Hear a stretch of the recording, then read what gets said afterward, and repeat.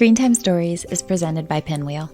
Pinwheel gives kids and teens a smartphone experience that actually supports healthy development.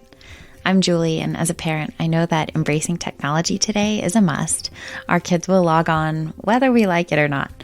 So let's lean into the challenges and joys of parenting with tech by learning from the latest research and experts in the field. This is Screen Time Stories, parenting techniques for raising tech natives. Let's figure this out together.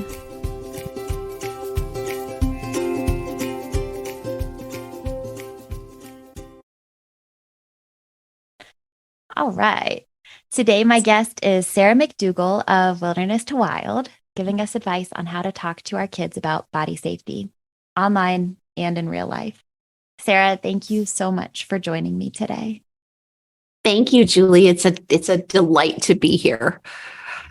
Can you tell me a bit about yourself and your company? Yeah, absolutely. So my name is Sarah, which you already said, but it feels like a really comfortable place to repeat and start over again. My name is Sarah, and I'm a mom. I have two children who love technology and also happen to be on the spectrum, and neurodivergence definitely adds in some different things with sometimes obsessive tech behaviors that are even more than your typical middle schooler. And I am also a trauma survivor. I'm a survivor of child sexual abuse and of domestic violence in my marriage. And so I work with, I kind of come at this topic from the perspective of not just, oh, I'm a mom and I just want to make sure my kids don't see any of the bad stuff out there. Like I've experienced some of that. And I know how easily children and youth get drawn into things that seem innocent and exciting at first.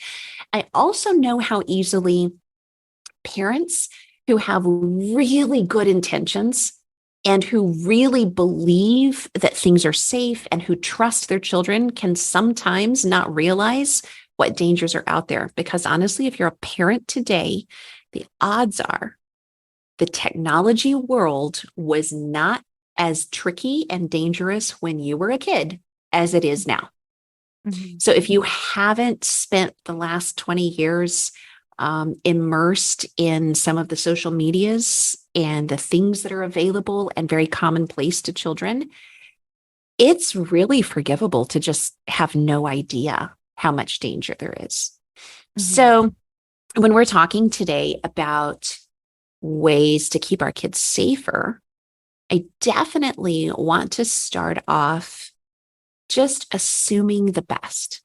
That you are, if you're listening to this, you are a parent who has great intentions, who is never intentionally exposing your child to something that is unsafe, and who believes and trusts that your kid is probably generally making good decisions.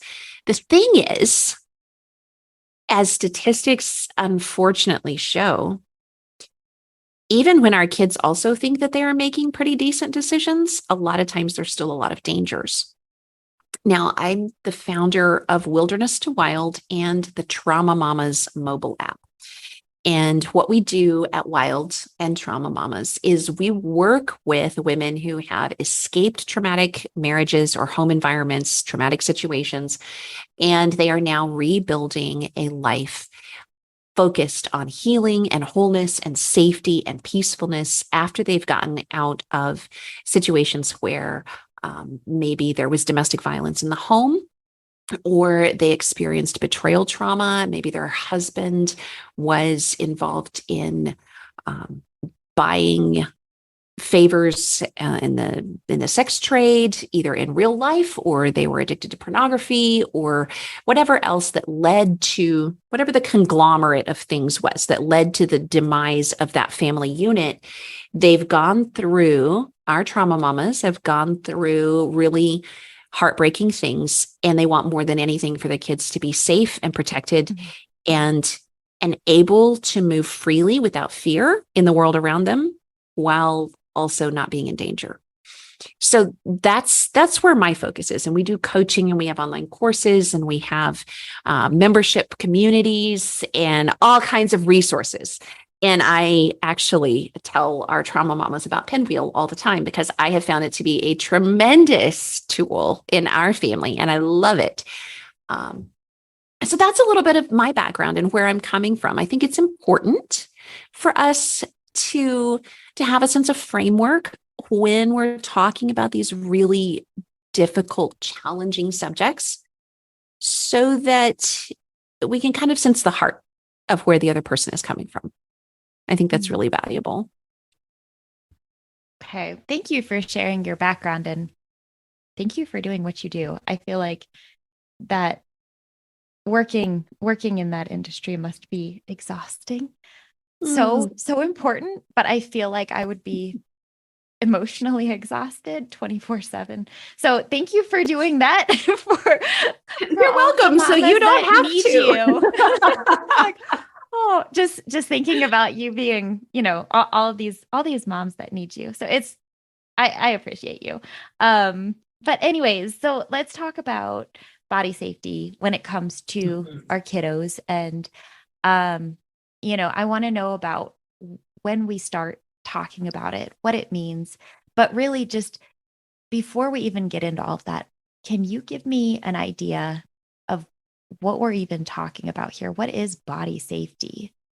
That's a good question. I love the questions behind the question. So when we're talking about body safety, we're talking about instructing and teaching our children in non-combative, non-confrontational, non-fear-mongering ways about what is appropriate and healthy and safe for their interactions with other people, both in real life and digitally, related to their personal body. What is invasive and what is acceptable? A lot of times, the older material, if you think back 1970s, 1980s, what's the big phrase? It's stranger danger, right?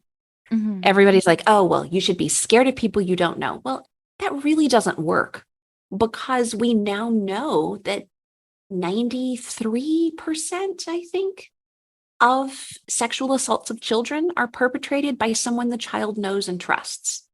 Yeah. Stranger danger is a micro slice of the pie of potential harm to children.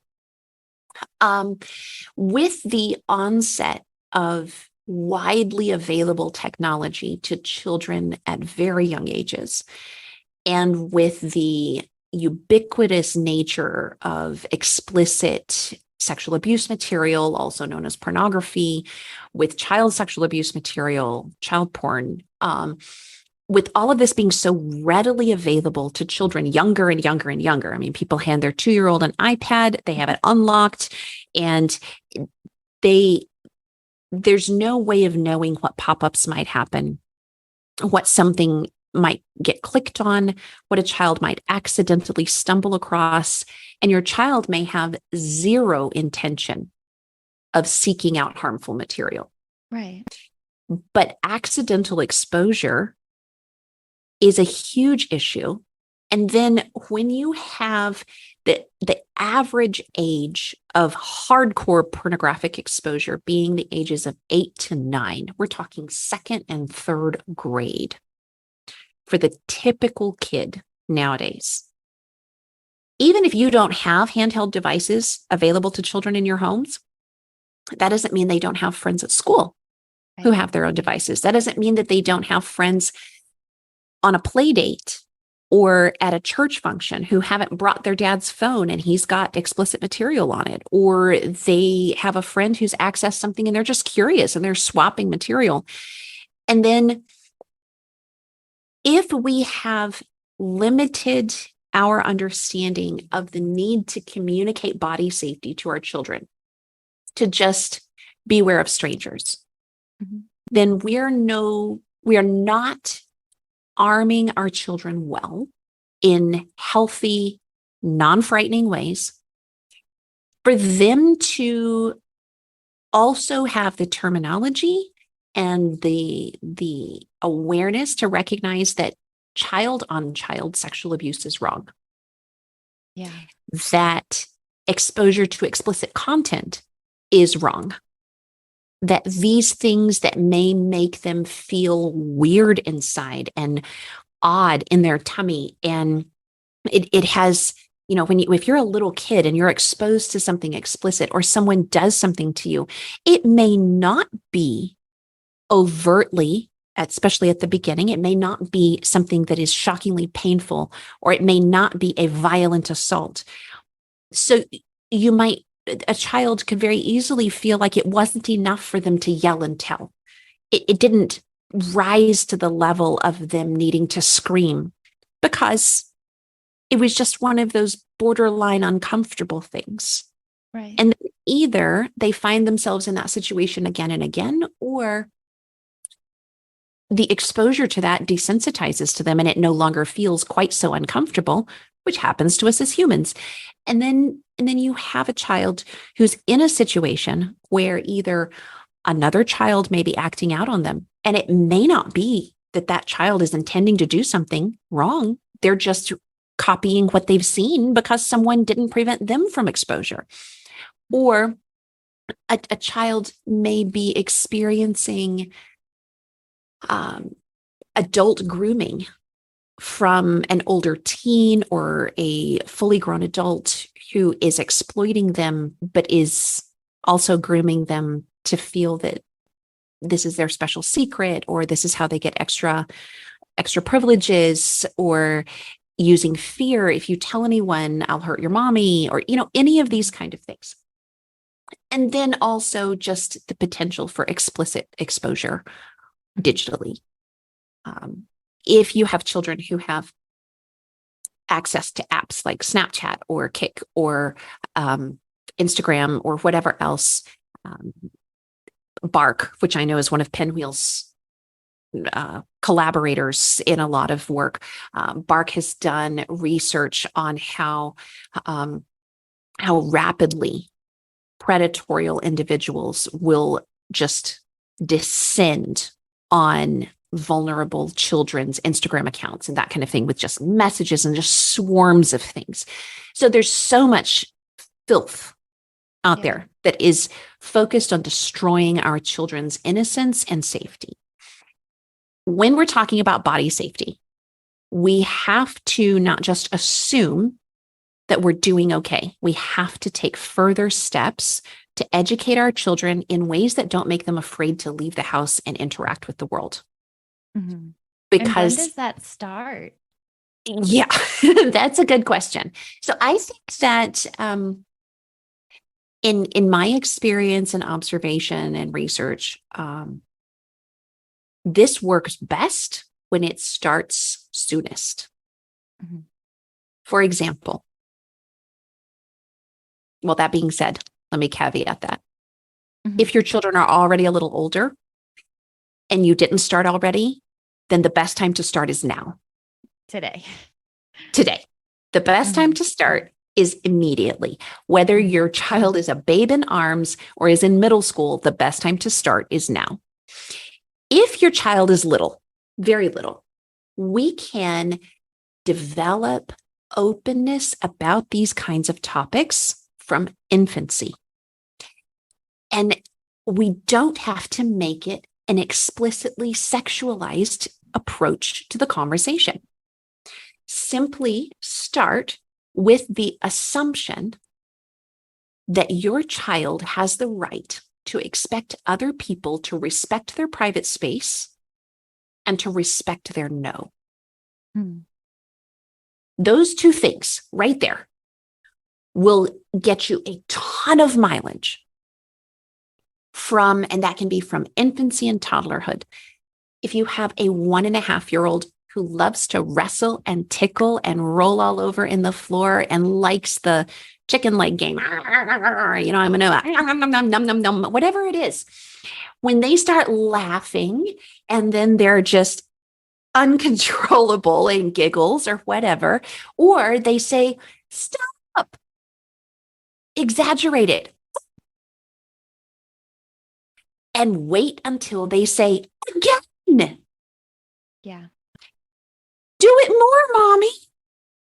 If you have a child who is hesitant to hug someone, hesitant to show affection, give them the opportunity to say no, thank you. Your child can be courteous, polite, and well-mannered without ever allowing someone to violate their personal space if that person is making them feel uncomfortable. Now, when you and I were kids, hugging a person who made you feel uncomfortable was considered the height of polite behavior, and you had to do it anyway, and it didn't matter how you felt. But it's perfectly acceptable to teach your 4-year-old that if you don't feel like hugging someone, you can say, can I give you a fist bump instead? I love it that you're talking about communicating with our babies without using words. When they say stop, we can physically stop doing the nibbling or whatever cute game we were playing. I think that's very cool to be able to show them what their worth is without having to use words that are probably too complicated for them to understand. Consent doesn't have to be a sex conversation. It lays a good foundation, though, to be able to establish what consent means without it being, a more mature conversation. It's taking things to an age appropriate level. So anyways, this is my weird question. Sitting on Santa's lap, when we go to see Santa Claus, he's a dude that wants us to sit on his lap, and then he gives us presents for doing that. And I've never talked to anybody about this that agrees with me. So I feel like I'm weird for blowing it out of proportion. But my daughter never wanted to sit on Santa's lap. One time she fell asleep when she was 2 years old. She fell asleep in my arms waiting in line. And my son was all about it. He was like, yeah, presents.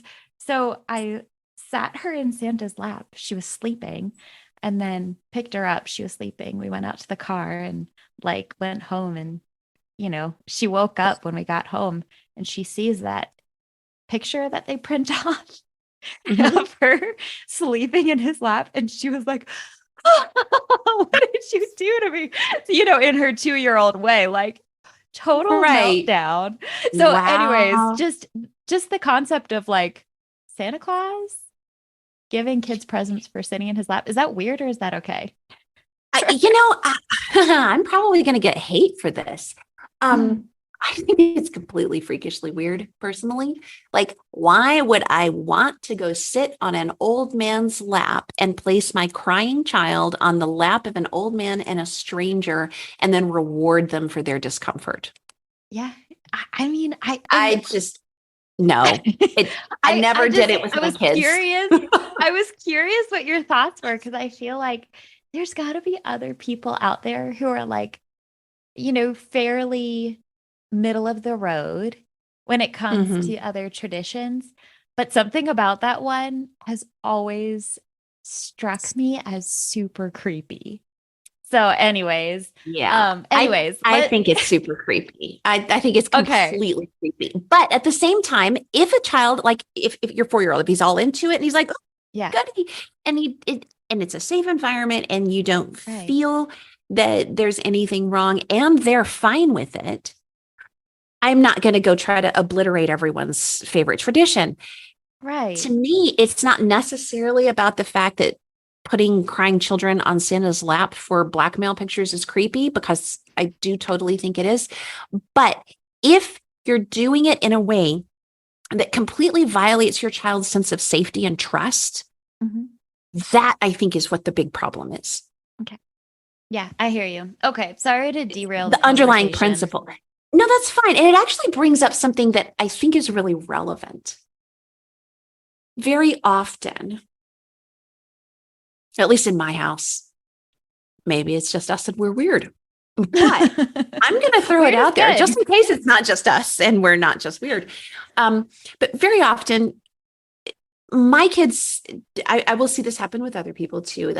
Kids will feel awkward or uncomfortable in a situation, and if they have an open relationship with their parents, they may express that they feel awkward and uncomfortable in that situation. And because as adults, we can just take a glance around, we assess the safety level of the situation, we don't see any sense of danger. And so we completely brush off our child's level of discomfort. Mm-hmm. Right? I mean, that happens in any number of ways. It may not be as dramatically open as making a crying child sit on Santa's lap. I'm thinking of a time when my son, who's now in middle school, was maybe in second grade. And we lived in a place where they had one of those old fashioned ice cream places that was like a soft serve place. And the actual building itself looked like an ice cream cone with the twisty top. It's like Deep South throwback to like 1964 or whatever. So fun. And yeah, super fun and kind of very retro. And all of their seating, it was in a warm climate, and all of their seating was outside. So you could sit on the stools or at the benches that they had outside the little ice cream cone soft serve shop. And so we were sitting out there.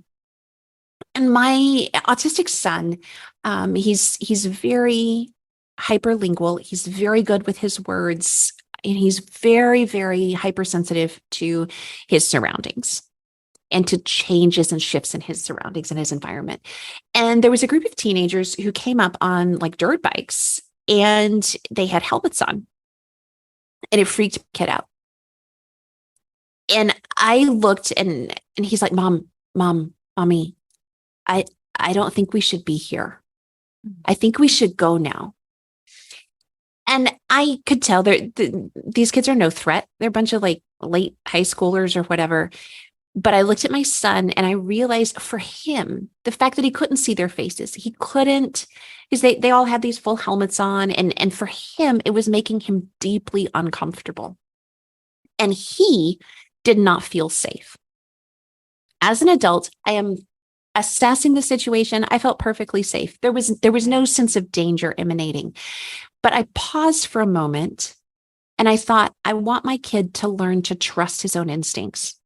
Because one of the worst things we do as parents in this area of body safety is teach our children to gaslight themselves.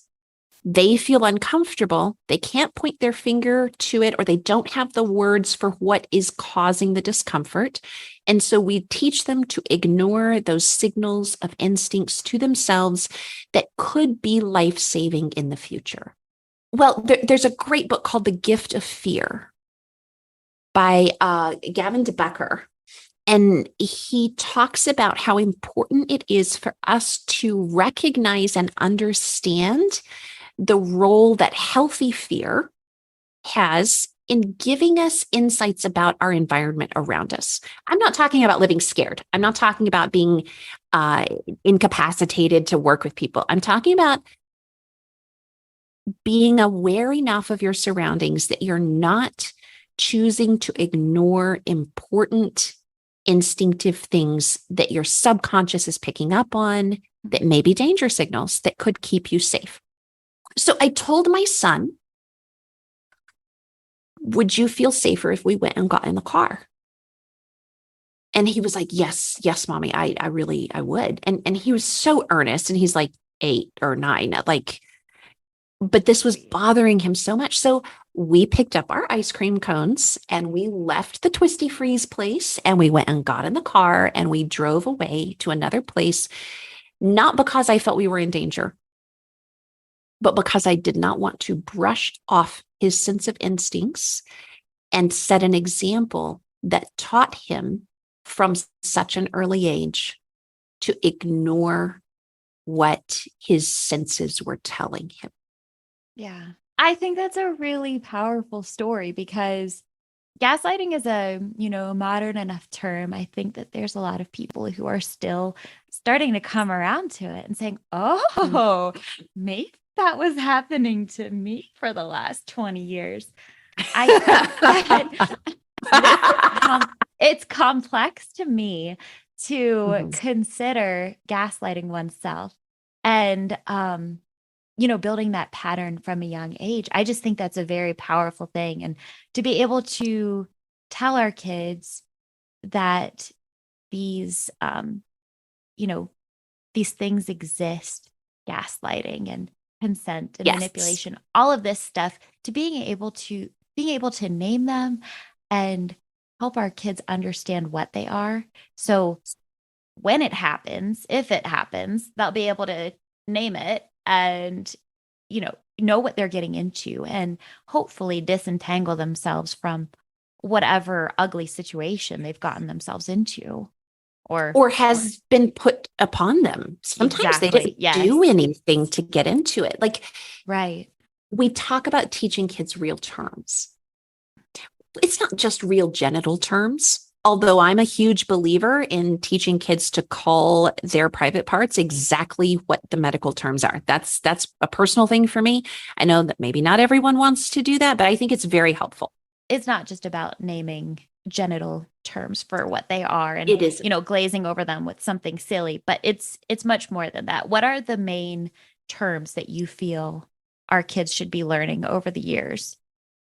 So I think that from the time that kids can say banana pancakes for breakfast, they can also be learning real terms for social interactions.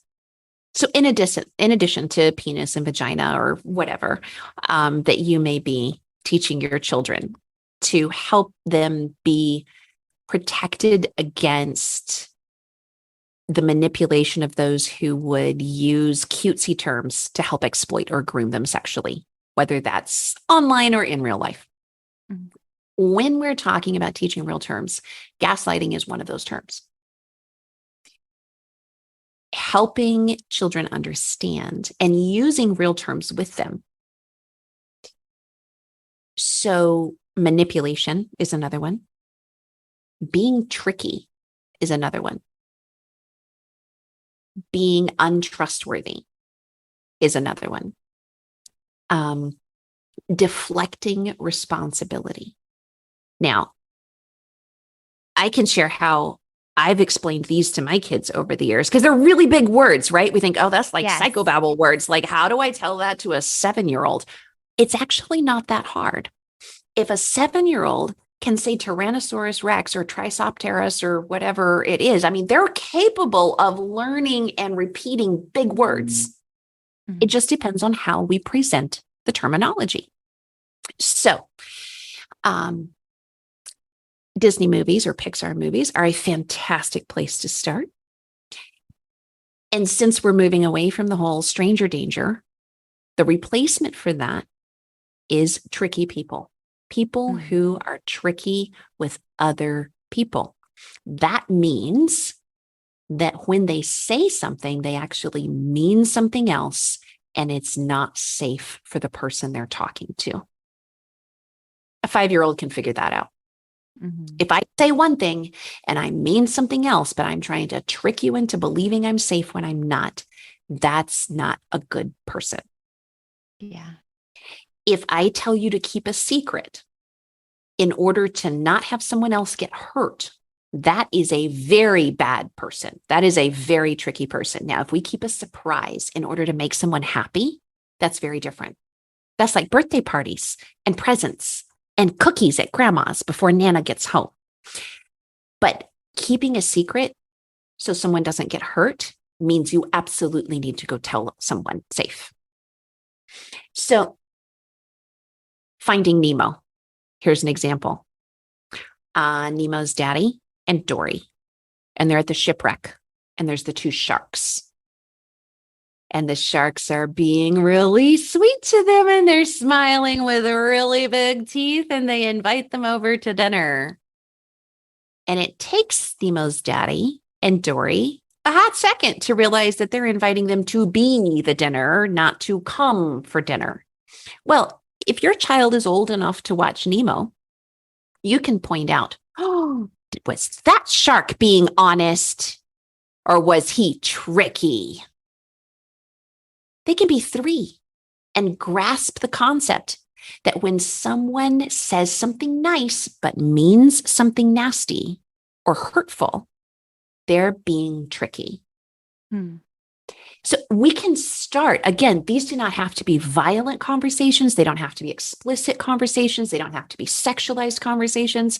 But as they get into elementary school and then into middle school, you've already laid the foundation. So by the time my kids were in like third and fourth grade, it wasn't unusual at all for them to be like, hey, did you take my radio or my iPod or whatever?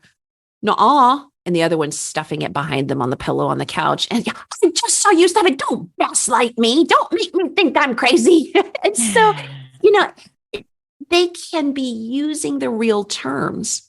Then when they come home and they're like in fifth grade or whatever, and they come home and there's this kids being mean to each other, or kids presenting one aspect of something in order to deceive the teacher and get away with breaking the rules on the other aspect of something. Well, then you have the terminology already in place. Well, I bet that teacher felt like they were crazy making. They're kind of gaslighting their teacher. That's not honest. That's tricky. That's not safe. That's tricky.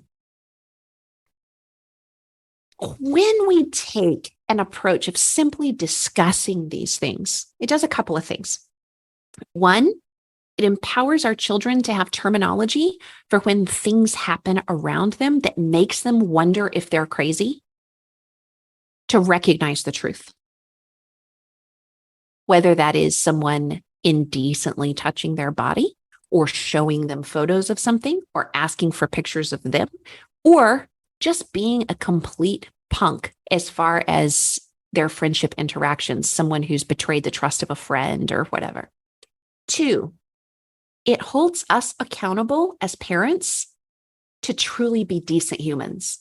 Because once you've given your children that vocabulary and you've taught them how to call it out in movies, if you decide to lower the bar for yourself, they will call you out on it.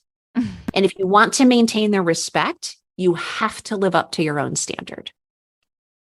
If you're going to expect them to live up to the standard of being decent and honest and straightforward and safe, you have to be living that out yourself. So honestly, I think that when it comes to tech, if we wait until 8th or 9th grade and we're just like, oh, hey, by the way, don't look at porn, don't sext, and, don't be a bully online. If that's where you're at, then start there. But if you have the chance to start sooner, don't miss the boat. Just being able to talk to kids where they're at, meet them where they're at, and giving them that safe space and allowing them to trust their instincts and understand what they're up against, and giving them terms so that now that you've established that openness, they can speak to you clearly about what they're witnessing. And if they are older, I'm thinking right now, does my 13-year-old know all of these words? I want to make sure. So I'm talking to him today, even though I feel like I've done an okay job.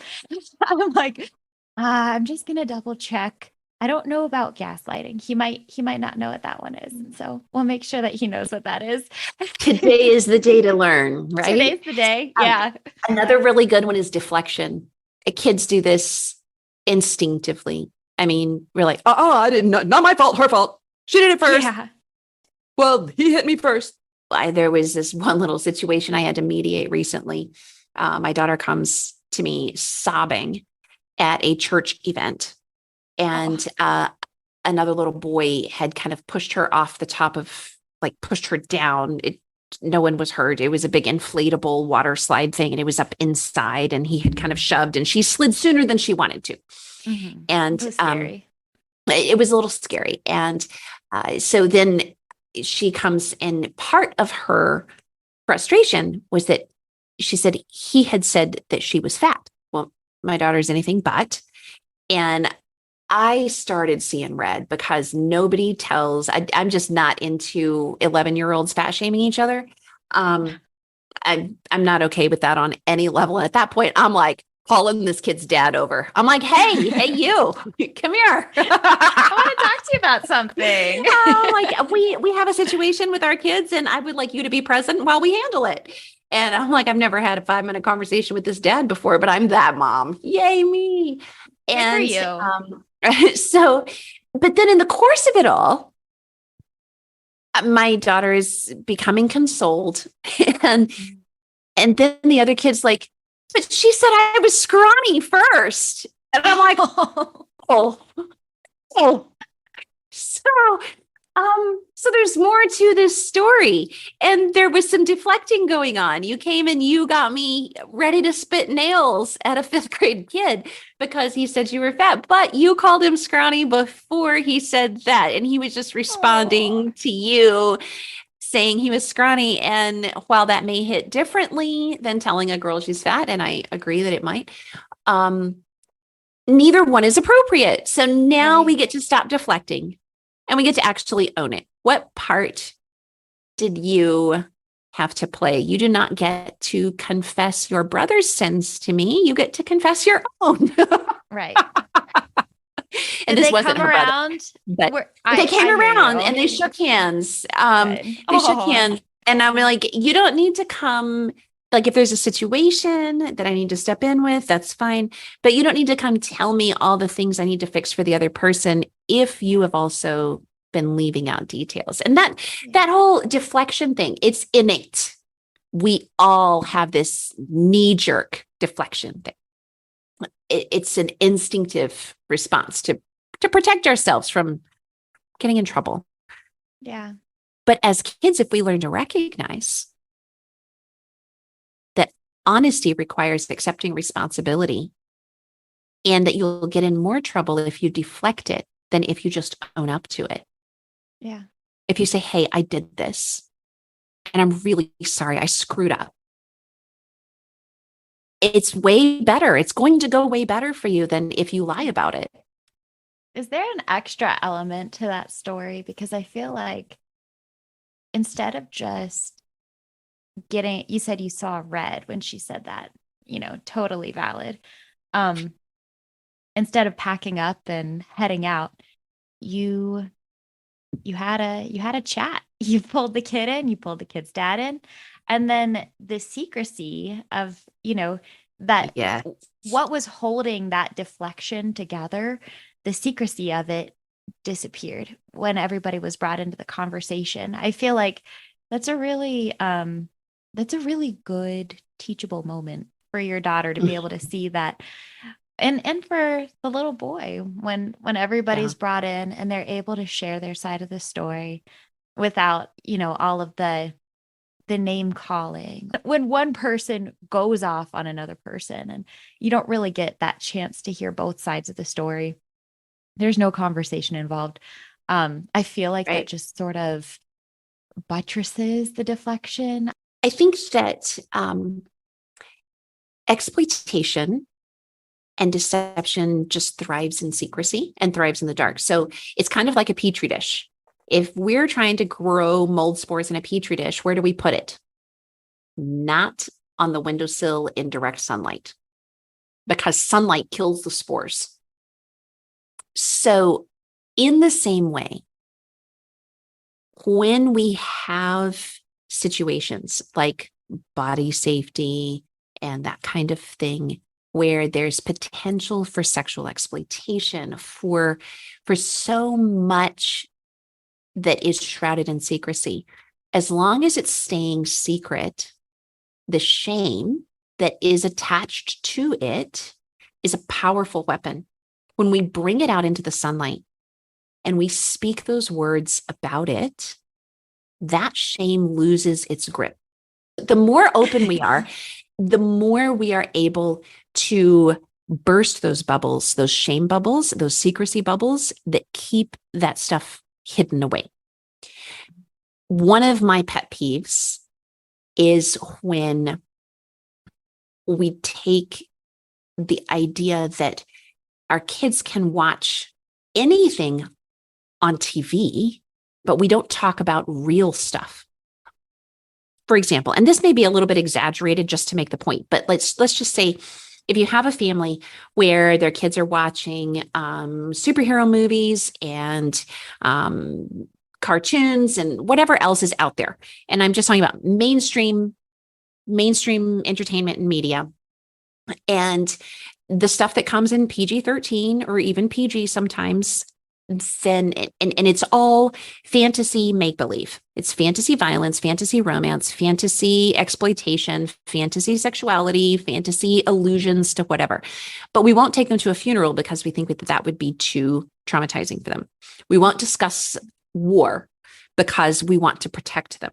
We won't discuss sexuality because we don't want to encourage them to go have sex. But they get all of these things from Fantasyland. I think we have that inside out. And you could call me a little radical. That's fine. I'll live with it. But I've grown a thick skin over the years. But I think that our children do much better if we discuss death and pain and exploitation and risks from the real world in real words. And then we avoid a lot of the mainstream media that actually makes it seem like all of those things are fantasy. So instead of letting them see all of that in the fake world, let them recognize that it is actually real and it harms people. Yeah. And discuss it in real ways, instead of letting them have this steady nutritional digest of all of those things as though they cause no harm at all. Yeah. So I would rather discuss real things, real war, real exploitation. What is rape? Okay, well, rape is when someone forces another person to let them use their body in ways that hurts them, that they didn't consent to. They didn't say yes to this. Well, that's horrible. You've already laid the foundation for that conversation. Exactly. When you stopped the chicken game, when your daughter or son says stop, and you stop. I think you're so wonderful to talk to. I think that, I just love your perspective and your handle on this stuff. So, thank you for having me. I'd really like to hear what parenting challenges that you're having with tech. Just email me at julie@pinwheel.com so that I can pair you with an expert or research and help you figure it out. This episode was produced by me, and I'll put out another one next week.